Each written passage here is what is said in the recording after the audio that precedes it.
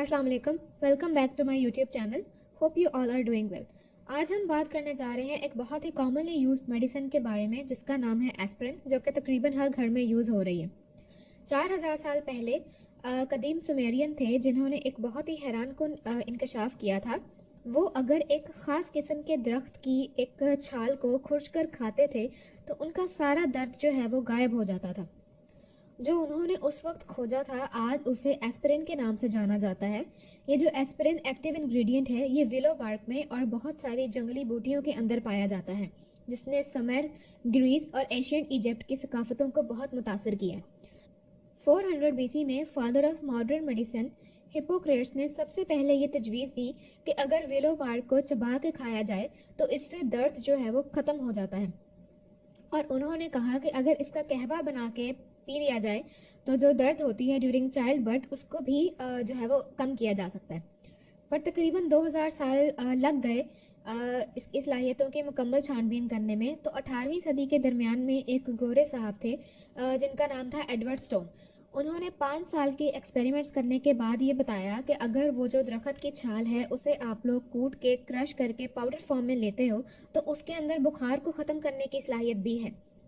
तकरीबन 70 साल के बाद एक जर्मन फार्मासिस्ट थे योहान बकनर। इन्होंने उसे प्योरीफाई किया और एक कंपाउंड आया जिसे सैलिसिन कहा गया। उस वक्त तकरीबन जितने भी डॉक्टर्स थे वो सब विलो बार्क को और सैलिसिन रिच हर्ब्स यानी कि मेडोस्वीट को यूज़ कर रहे थे लोगों की पेन और फीवर को रिड्यूस करने के लिए। 1853 में एक फ्रेंच केमिस्ट ने इसे केमिकली सिंथेसाइज किया और कंपाउंड जो बना था उसे कहा गया एसिटाइल सैलिसिलिक एसिड। 1897 के अंदर बायर, जो कि एक फार्मास्यूटिकल कंपनी है, उन्होंने डिफरेंट तरीके जो है वो निकाले इसको बनाने के और फिर उन्होंने इसे मार्केट कर दिया under the brand name aspirin, जो कि यूज़ की जा रही थी फॉर पेन रिलीविंग। जैसे जैसे वक्त गुजरता गया एस्पिरिन के ऊपर रिसर्च होती गई और उन्हें यह भी पता चला कि एस्पिरिन जो है वो इन्फ्लेमेशन यानी कि सूजन को कम करने के लिए भी यूज़ की जा सकती है। फिर इसे डिफरेंट बीमारियां जैसे रियोमेटाइड अर्थराइटिस हो गया, ये एक ऑटो इम्यून डिसऑर्डर होता है जो कि मोस्ट कॉमनली आपके जॉइंट्स को इफेक्ट करता है।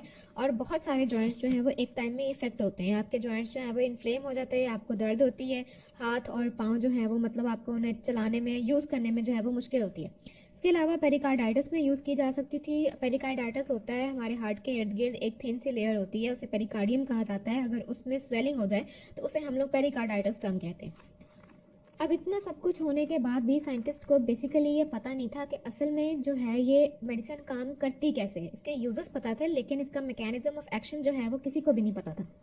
जब 1960s और 70s में ब्रिटिश और स्वीडिश ने हाथ मिलाए तो उन्होंने इस चीज़ को खोजा कि ये मेडिसिन जो है वो इंटरप्ट करती है द प्रोडक्शन ऑफ प्रोस्टाग्लैंडिन्स। तो प्रोस्टाग्लैंडिन्स कुछ ऐसी चीज़ें थी जो रिस्पॉन्सिबल थी for the pain, fever and inflammation. 1982 में इस रिसर्च को जो है वो नोबेल प्राइज़ मिला था। और जब फर्दर रिसर्च होती गई तो उन्होंने एस्पिरिन के काफ़ी सारे एडवर्स इफ़ेक्ट्स भी जो है वो उन्हें पता चले।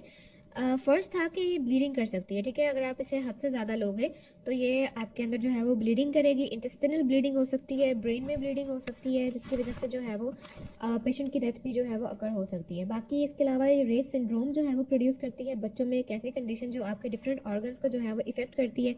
सो बच्चों में एस्पिरिन देना जो है वो मना है।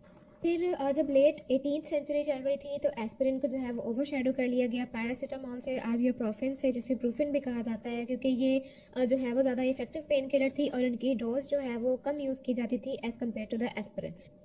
1980s में जो नोबेल प्राइज़ विनर्स थे जिन्होंने बताया था कि एग्जैक्ट मैकेनिज्म इसका क्या है, उन्होंने ये भी बताया साथ में कि एस्पिरिन जो है वो रिड्यूस करती है द प्रोडक्शन ऑफ थ्रोम्बोक्सिन्स, जो कि नॉर्मली ब्लड क्लॉटिंग के लिए बॉडी के अंदर ज़िम्मेदार होते हैं।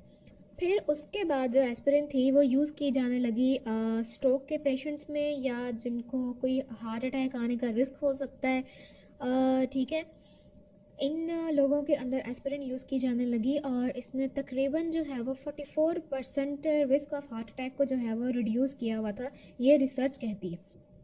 इन डिस्कवरीज की वजह से जो ड्रग पहले सिर्फ as a pain reliever use की जाती थी वो आज एक लाइफ सेविंग ट्रीटमेंट कहलाती है, तकरीबन हर घर में यूज़ होती है।